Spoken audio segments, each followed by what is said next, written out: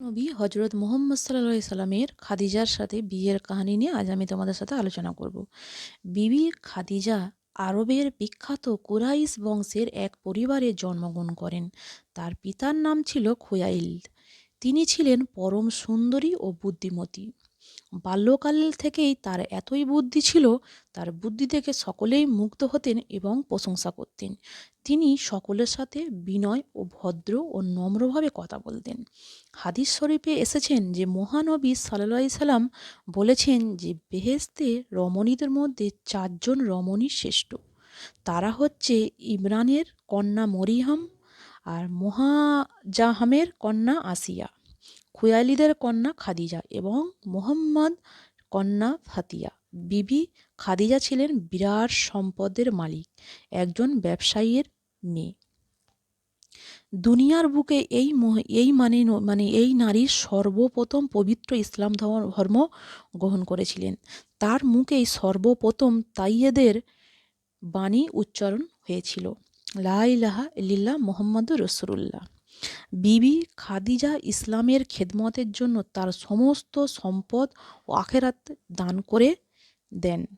ইসলামের দুর্ব্যবস্থা এবং ইসলামের প্রচারের জন্য মহানবী সাল্লাল্লাহু আলাইহি সাল্লামের দুজনের অর্থ দ্বারা বেশি অপকৃত সবাই অর্থ দ্বারা যারা মানে ইসলাম ধর্মের মানে খলিফা হচ্ছে, প্রথম খলিফা হয়েছিলেন আবু বকর এবং অপর হলেন বিবি খাদিজা। বিবি খাদিজার রূপ ও গুণের কথা দেশ বিদেশে ছড়িয়ে পড়তে লাগলো। তার মাতা রূপ ও গুণ অধিকারী তখন দিন আর দ্বিতীয় জন্য কেউ অবস্থান ছিল না। খাদিজা এত সুন্দরী দেখতে ছিলেন, ওনার অদ্বিতীয় আর কেউ ছিল না। কুরাইশ বংশের বিভিন্ন স্থান থেকে খাদিজার বিয়ের প্রস্তাব আসতে লাগলো। অবশেষে খোয়ালিদের একজন বুদ্ধিমানের সুদর্শন চরিত্রবান যুবক তার কন্যার সাথে বিয়ে হয়ে গিয়েছিল। বিয়ে দেওয়ার পরে বিবি খাদিজা তার স্বামী ও আবু হালাকে নিয়ে খাদিজার প্রথম স্বামীর নাম ছিল আবু হাওয়ালাক নিয়ে সুখে দিন কাটাচ্ছিলেন। বিবাহের কয়েক বছর পর আবু হাওলার ইন্তেকাল করেন। বিবির খাদিজার প্রথম পক্ষের স্বামী দুটো পুত্র সন্তান নিয়ে বিধবা হয়ে দুঃখিত মনে পিতার গৃহে চলে আসলেন। পিতা গৃহে আসার পর আবার বিভিন্ন দিক থেকে বিবাহর প্রস্তাব আসতে শুরু হলেন। এবারও তার বাবা তাকে ইমনে ইমনে আয়েজ নামে এক যুবকের সাথে বিয়ে দিলেন। এই ঘরে খাদিজার একটা কন্যা সন্তান হয়। দ্বিতীয় স্বামীর গর্ভে একটা সন্তান জন্মগ্রহণ করে, কন্যা সন্তান।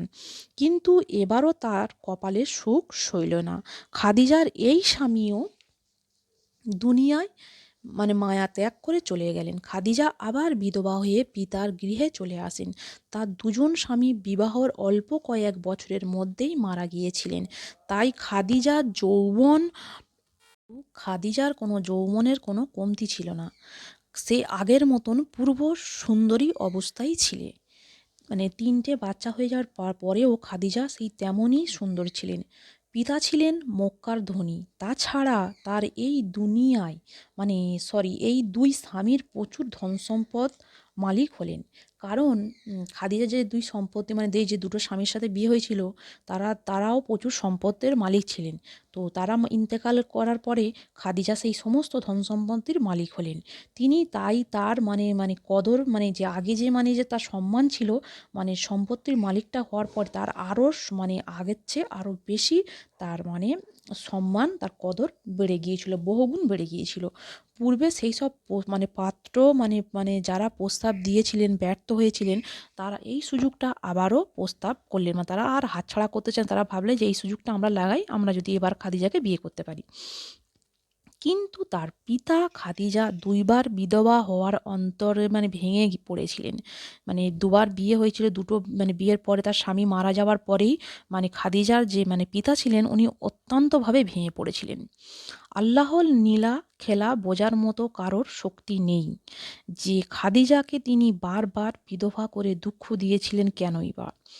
তাকেই আবার ইহকাল ও পরকালে মানে আল্লাহ তাআলা দুনিয়ার বুকে খাদিজাকে বারবার বিধবা করে তাকে দুঃখ কষ্টের মধ্যে রেখেছিল, কিন্তু আবার তাকে ইহকাল মানে পরকালের শ্রেষ্ঠ রমণীদের মর্যাদা দিয়েছিলেন। বিবি খাদিজা পিতা দুর্বল হয়ে গেলেও ব্যবসার বিষয় নিয়ে চিন্তা করার মতন মন ও মানসিকতা হারিয়ে ফেললেন। একমাত্র কন্যা খাদিজা ছাড়া আর কোনো সন্তান তার ছিল না। খাদিজার যোগ্যতা কোনো পুরুষ অপেক্ষায় কম ছিল না, তাই তার পিতা খাদিজাকে ডেকে তার মানে ব্যবসার সমস্ত কিছু মানে খাদিজার হাতে বুঝিয়ে দিলেন।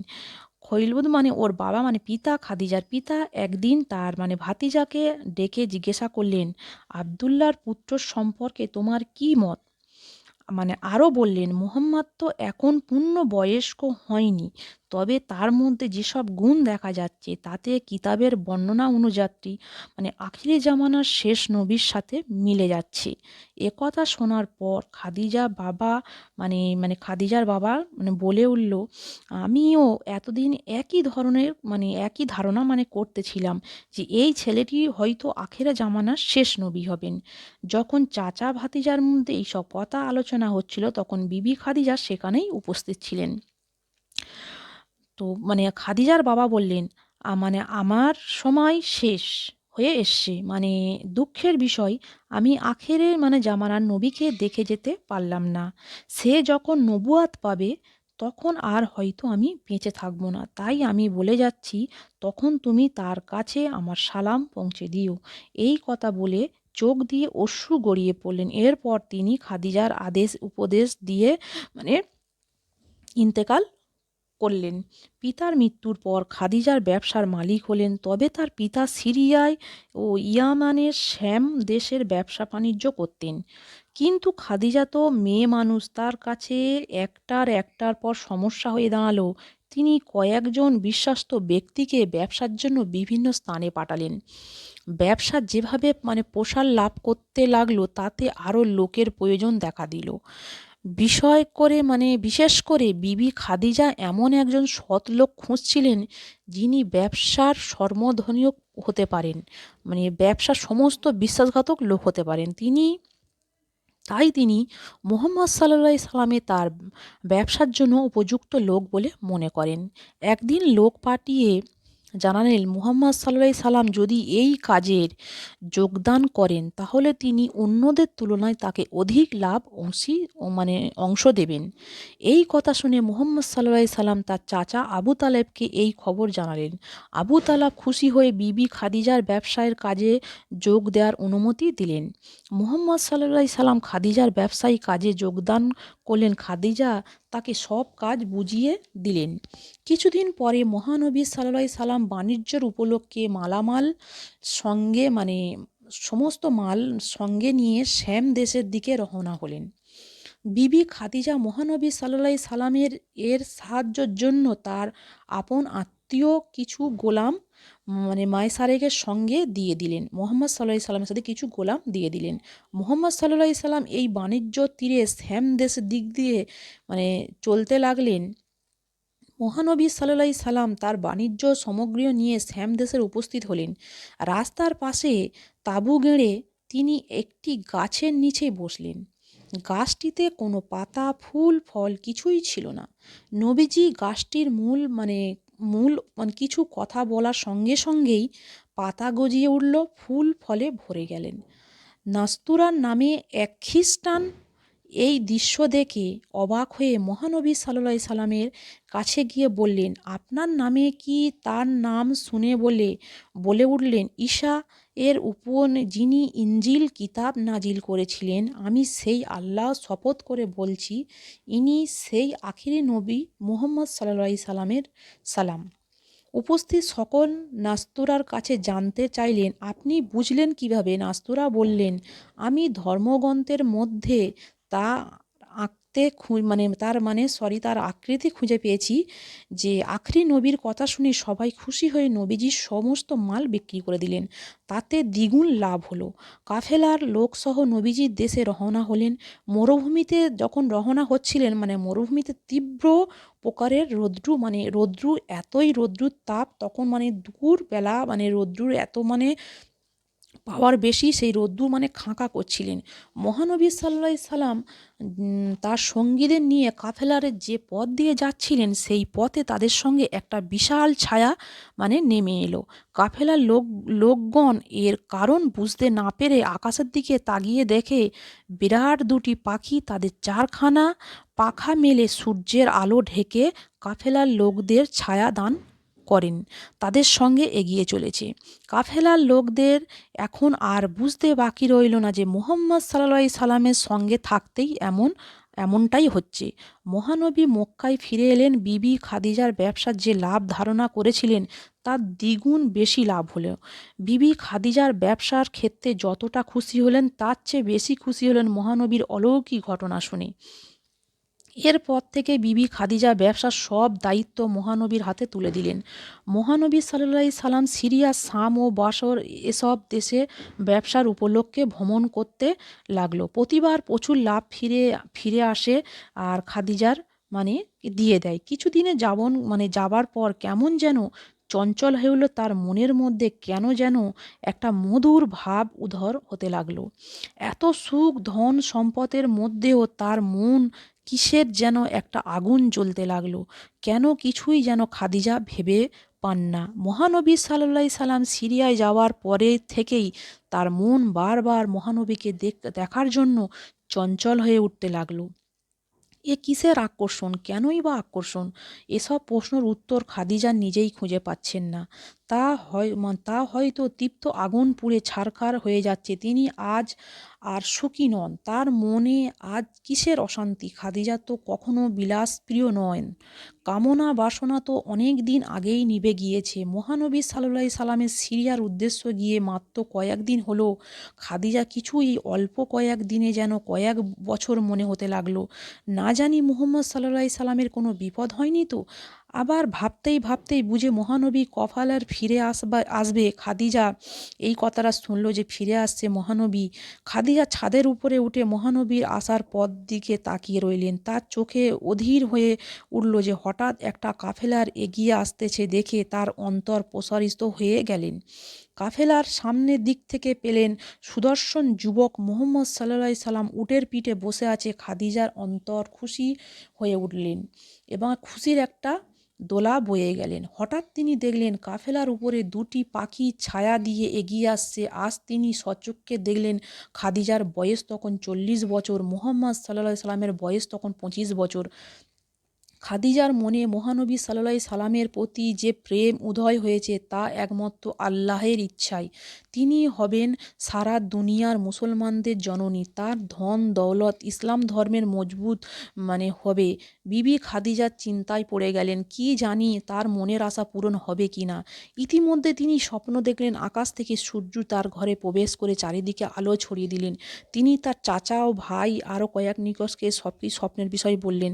একজন বিখ্যাত পণ্ডিত আর এক খাদিজার স্বপ্নের বিবরণ শুনে বলল, শীঘ্রই আপনার সঙ্গে নবী শেষ জামানার নবী মুহাম্মদ সাল্লাল্লাহু আলাইহি সাল্লামের সঙ্গে বিয়ে হবে।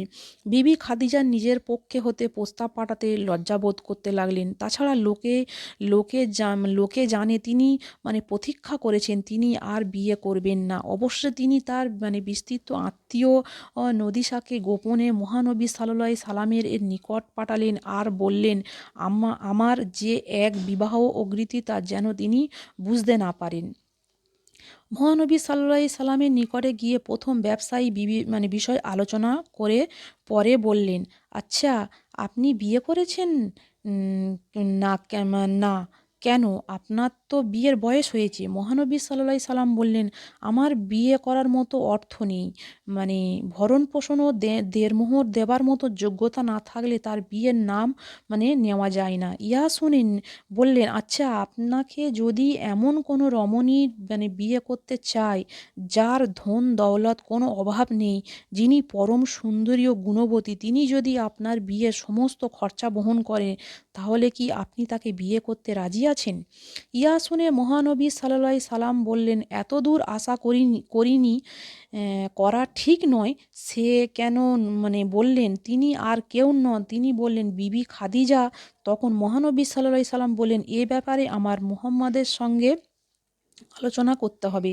তারা যদি সমর্থন দেয় তাহলে আমি খাদিজার নিকটে বিয়ে প্রস্তাব পাঠাবো। মহানবী সাল্লাল্লাহু আলাইহি সাল্লাম বললেন যে আমার চাচার সাথে আমি কথা বলি, যদি রাজি হয় তাহলে আমি বিয়ের প্রস্তাব পাঠাবো। তার চাচা আবু তালাব, হামজা এবং আব্বাসের কাছে সব বললেন। তারা সবাই রাজি হয়ে গেলেন। হুজুর সাল্লাল্লাহু আলাইহি সাল্লামের পক্ষ থেকে তার চাচা হামজা বিয়ের প্রস্তাব নিয়ে খাদিজার গৃহে খাদিজার বাড়িতে গেলেন। খাদিজার পক্ষ থেকে তার চাচা ইবনে আসাদ ও বিয়ের ব্যাপারে কথাবার্তা বললেন। সব কিছু পাকাপাকি করে বিয়ের দিন তারিখ ঠিক করে ফেললেন। মুহাম্মদ সাল্লাল্লাহু আলাইহি সাল্লাম পক্ষ থেকে আবু তালাব, হামজা ও আব্বাস এবং আরও অনেক আত্মীয় স্বজন মুহাম্মদ সাল্লাল্লাহু আলাইহি সাল্লামের সাথে করে নিয়ে খাদিজার বাড়ি উপস্থিত হলেন। খাদিজার পক্ষ থেকেই আমার ইবনে আসাদ আর অনেকজন উপস্থিত থেকেই নবীজির শুভ বিবাহ সম্পূর্ণ করে দিলেন। আবু তালাবি দাঁড়িয়ে সকল উদ্দেশ্য করে বলতে লাগলেন, প্রশংসা আল্লাহর জন্য, যিনি আমাদেরকে নবী ইব্রাহিম এর বংশের জন্মগ্রহণ করার সৌভাগ্য দান করেছেন এবং পবিত্র কাবাঘরকে রক্ষাবক্ষণ দায়িত্ব দান করেছেন। আমার ভাতিজা মুহাম্মদ সাল্লাল্লাহু আলাইহি সাল্লাম দরিদ্র হলেও আমি একথা গর্বের সাথে বলতে পারি যে আরবের অধিকাংশ লোক তাকে ভালোবাসেন। অপরদিকে খাদিজার জ্ঞানী ও গুণীয় বলে মুহাম্মদ সাল্লাল্লাহু আলাইহি সাল্লাম তাকে বিয়ে করতে রাজি হয়েছেন এবং বিবি খাদিজার স্বামী ও নির্বাচন করতে ভুল করে নাই। তাই আমি উভয় ভবিষ্যতে সুখী জীবন কামনা করার আমার বক্তব্য শেষ করলাম। এরপর খাদিজার পক্ষ থেকে আমার ইবনে আসাদ দাঁড়িয়ে বললেন, আমি আমার ভাই ও খোয়ালিদের পক্ষে থেকে খাদিজাকে বিশেষটি উট প্রদান করলাম। বিয়ের পর বিবি খাদিজা মহানবী সাল্লাল্লাহু আলাইহি সাল্লাম বললেন যে আমাদের বিবাহিত যে 20টি উট দেওয়া হয়েছে তা থেকে একটি জবাই করে উপস্থিত মেহমানদের খাইয়ে দেওয়া হোক। মহানবী সাল্লাল্লাহু আলাইহি সাল্লাম চাচা আবু তালাব তাই করলেন এবং গরিব দুঃখী সকলের আহার করালেন। বিবাহর পর মহানবী সাল্লাল্লাহু আলাইহি সাল্লামের সংসার ধন দৌলতে কিছু আটকিয়ে রাখতে পারলেন না। তিনি বারবার ছুটে যান পর্বতের নির্জন গুহার গিয়ে একা একা চিন্তা করেন, মানুষ কেন এত ঘৃণা করে, একে অপরের রক্তপাত করে। মানুষ মনে নেই কোনো স্নেহ ভালোবাসা আছে, শুধু নিষ্ঠুরতা। এই যে বিশাল পৃথিবী, এই বড় পৃথিবীর সৃষ্টিকর্তা কে? অবশেষে কোনো সৃষ্টিকর্তা আছে? মহানবী সাল্লাল্লাহু আলাইহি সাল্লাম এসব চিন্তা করতে করতে অস্থির হয়ে উঠেছেন। বিবি খাদিজা ও স্বামী এই সব ভাবনা চিন্তা দেখে চিন্তায় পড়ে গেলেন, কিন্তু ধৈর্যর সাথে তিনি স্বামীকে খেদমত করে যাচ্ছেন। মহানবী সাল্লাল্লাহু আলাইহি সাল্লাম চিন্তা করেন, এই দুনিয়া সুখ ভোগ করে দিয়েছে, কিছুই হবে না। কত এতিম দুঃখী না খেয়ে আছে, তাদের খাওয়ার হয় না। পাপে থেকে পাপীদেরকে টেনে তুলতে হবে। এরকম নবীজি অনেক কিছুই বলতে লাগলো। ভিডিও আজ আমার এই পর্যন্তই। ভিডিও তোমাদের খাদিজার বিয়ের যে কাহিনীটা তোমাদেরকে বললাম, নবীজি আর খাদিজার বিয়ের, তোমার যদি ভালো লাগে আমাকে অবশ্যই সাবস্ক্রাইব, লাইক, কমেন্ট করে দেবেন।